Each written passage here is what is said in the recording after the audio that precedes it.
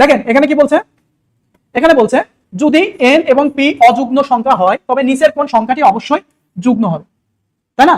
বলছে কি যে যদি n এবং p অযুগ্ম সংখ্যা হয় তবে নিচের কোনটি অবশ্যই যুগ্ম সংখ্যা হবে, তাই না? তো দেখেন n প্লাস p অযুগ্ম, অযুগ্ম মানে কি আমরা জানি সেটা বেজোড়। যদি আমরা কোনো বেজোড় এবং বেজোড় যোগ করি তাহলে সেটাকে কি বলবো, জোড় হয়, তাই না? দেখেন বিজোড় প্লাস যদি আমরা বিজোড় করি তাহলে তার আউটপুট কি আসবে, জোড় আসবে। এখন বলেন ভাই আমি বিশ্বাস করবো না আপনার কথা যে জোড় আসে। তো দেখেন আমরা যদি বেজোড় সংখ্যা কত 3 যোগ 5 করি আসে কত 8, আর যদি 3 যোগ 7 করি আসে কত 10, আবার যদি আপনি বলেন যে ভাই 1 যোগ 1 করবো আসে কত 2, পৃথিবীর যতই বেজোড় আর বেজোড় সংখ্যা যোগ করেন না কেন সেটা কি আসবে, অ্যান্সার আসবে জোড়। তাইলে এখানে কি বলতেছে, যদি n এবং p অযুগ্ম সংখ্যা হয়, অযুগ্ম, অযুগ্ম সংখ্যার নিচের কোনটা অবশ্যই যুগ্ম হবে, তাই না?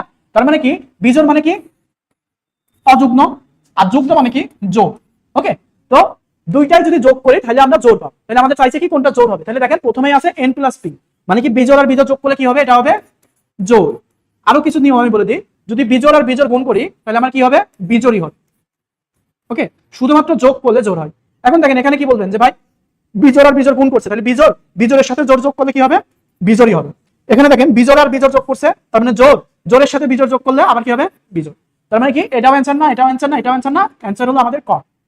ওকে, এটা খুব সিম্পল একটা অ্যান্সার।